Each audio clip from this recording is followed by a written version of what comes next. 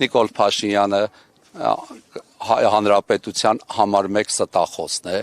եւ քանի որ Նիկոլ Փաշինյանը իրենց ասել է ձեզ ողջունում եմ ձեր քաջության, համարձակության, երբ որ Նիկոլ Փաշինյանը մեկին քաջ է կոչում, խոսում է այդ մասին, որ ինքը վախկոտ է։ Եթե մեկին ասում է, որ դու համարձակ ես, ուրեմն ինքը լկտի պահվածք ունի, եւ ասենք Նիկոլ Փաշինյանին իմանալով, մենք հասկանում ենք, որ որևէ մեկին, որ ինքը գովում է, վարկաբեկվում է։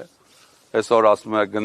մեկը հավատացյալներից Գնել Սարգսյանը քեզ իր ուղիղ եթերում քննադատել է, ասի շատ շնորհակալություն իրենից, որտեվ եթե ինքը ինձ իր եթերում գովի, հարազատ բարեկամ չեմ ունենա, ընկերներից մեծ մասն էլ ինձանից կհրաժարվեն, այսինքն եթե Գնել Սարգսյանի, Նիկոլ Փաշինյանի նմանները մեզ քննադատում են, մենք դրանից շատ ուրախ ենք։ Եթե ոմանց Նիկոլ Փաշինյանը գովում է, արդեն ամոթ է իրենց։ Դա քրիստոնեական է ասել Նիկոլ Փաշինյանը ինքը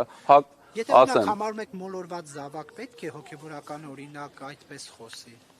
Ինքը մոլորված զավակ չի, ինքը մոլորեցնող գայլ է, եւ մեր բարեպաշտ ժողովրդին էլ գառան մորթով գայլերից զգուշացնում ենք։ Ինքը գառան մորթով գայլ է, իր կարդացած սաղմոսներն են իմ համար ամենավիրավորականը։ Կարող է ինքը այնպիսի սաղմոսներ կարդալ, որոնք վերաբերում են Մեսիային, եւ ինքը առաջի դեմքով կարդալ, չգիտեմ, կառավարության տանը ապրել, ընտանիքով շքեղ ապրելակերպով ապրել եւ ասել ես աղքատ ու տնանկ եմ։ Դու ոչ աղքատ ես, ոչ տնանկ ես։ Կամ աղոթքի նախաճաշ հրավիրել, դատաստանի առակից խոսել։ Եթե դատաստանը ասում է դատաստանի առակի ժամանակ ոմանց կասի եկեք իմ հորորդյալներ, բանտում է ինձ այցի եկաք, դու բանտարկյալներին չես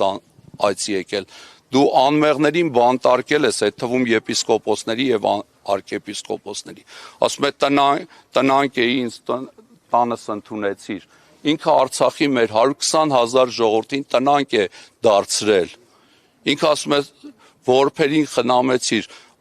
44-օրյայի պատերազմի իր ապաշնոր ղեկավարության կամ ղեկավարության անկարողության հետևանքով բազում երեխաներ որբ են դարձել, այսինքն ինքը ոչ թե կալանավորների է այցելել, այլ ամենաշատ քաղաքական կալանավորները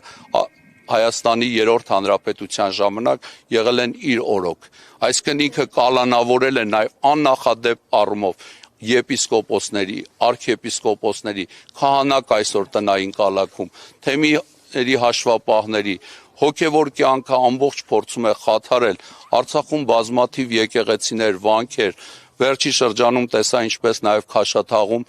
պարսկական մզկիթ էին ադրբեջանցիները քանդել, դրա համար էլ սիրտս ցավացել։ Այսինքն Նիկոլ Փաշինյանին դարձի բերելու բոլոր հնարավոր ճանապարհները սպառվել են։ Դարձի գալը այսպես է, մարդը պիտի զղջա,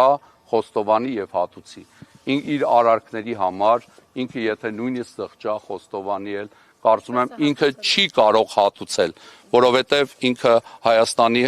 Արցախի հանրապետության ամբողջ տարածքն է հանձնել Ադրբեջանի, ավելի մեծ տարածք է ինքը ստորագրությամբ հանձնել, քան մենք կորցրել ենք 44-օրյայի պատերազմի ժամանակ, ինչպես պիտի հատուցի զոհերի ընտանիքներին, անհետ կորածների ընտանիքներին, ինչպես պիտի հատուցի հաշվանդամ դարձած մարդկանց։ Ես կարծում եմ ինքը դժվարություն կունենա հատուցելու եւ դժվարություն կունենա դատաստանի ժամանակ պատասխան տալու։ Դրա համար էլ ինքը գնում է այն քայլին, որպեսզի իր ականջներին հաճո, իր լսելիքին հաճո, իր շուրջը համախմբի հոգևորականների նրա։ Օրինակ տեսանք 8 հոգևորականների, որոնք կներեք հանդիպեցին Փաշինյանի հետ։ Դուք տեղեկություն ունեք այդ 8 հոգևորականներից բացի այլ բարձրաստիճան հոգևորականներ եւս միանալու են։ Ինքը 8 տարվա մեջ 8 հոգի է հավաքել իր շուրջ։ Այո, 54-ից, այսինքն քանիսն են մնում այնտեղ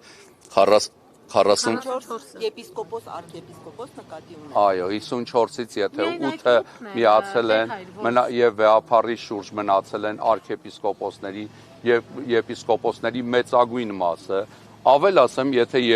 եպիսկոպոսների եւ արքեպիսկոպոսների մեծագույն մասը անգամ միանային Նիկոլ Փաշինյանին, դա որևէ հիմք չէ Վեհափար Հայրապետի հրաժարական։ Մի րոպե միտքս ավարտեմ։ Վեհափար Հայրապետը կարող է միայն հրաժարական տալ, եթե դավանաբանական շեղում ունենա իր հավատքից, որը Վեհափար Հայրապետը կուսակրանության ուխտը խախտելու ոչ հնարավորություն ունի եկեղեցու կանոններով Վեհափար Հայրապետի կանոն չկա շնության դեպքում նույնիսկ ես նայեք սխալ չհասկացում նույնիսկ եթե Վեհափար Հայրապետը այսօր նման մեղք գործի եկեղեցական կանոն չկա կանոնագիր քայոցում կանոն կա քահանայի շնության դեպքում ինչ պիտի արվի եպիսկոպոսի կա սարգսակի կա աշխարհիկի կա բայց Վեհափար Հայրապետի Վեհափար Հայրապետի նման կանոն նույնիսկ գոյություն չունի ուխտը խախտելու իր վեհափար եղած ժամանակ ուխտը խախտելու դեպքում նույնիսկ կանոն չկա, այսպես ասեմ, որևէ կանոն չկա, բայց դեպքն էլ չկա, այսինքն իրենք փորձում են, նայեք, մարդու անցյալի վրա ինչ որ մեղքեր բարդել,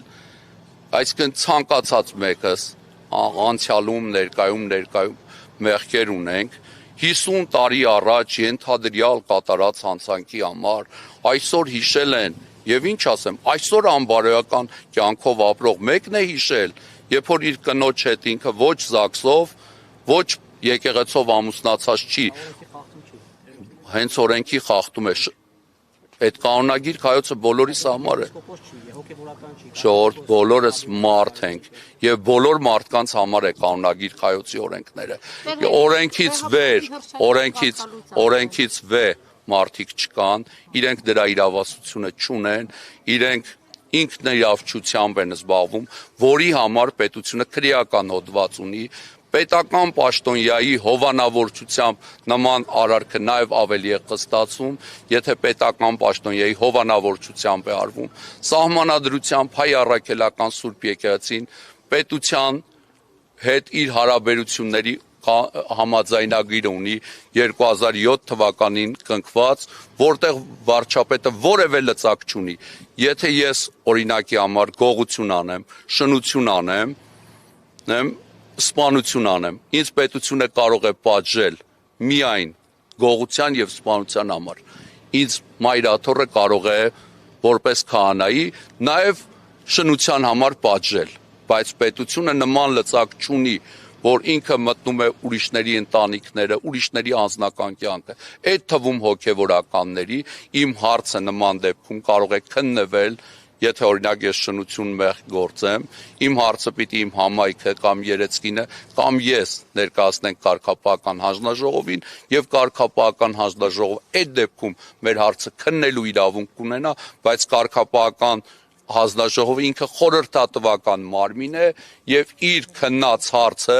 միայն օրինական ուժ է ստանում Վեհափար Հայրապետի կողմից հաստատելուց հետո կներեք եկեղեցին ինքը երարխիկ կառույց է եւ ղեկավարում է Տիրոջ օծյալ գահակալի նույնիսկ ազգային եկեղեցական ժողովը որ մեծ ձայների մեծամասնությամբ ընտրել է Գարեգին II ամենայն հայոց կաթողիկոսին ինքը նույնիսկ միջոց է օծման համար կարևորը Վեհափարի օծումն է եւ ինքը մեր օծյալ գահակալն է եւ որևէ մի իշխանական չինովնիկ իրավասու չէ եկեղեցու ներքին կյանքին միջամտելու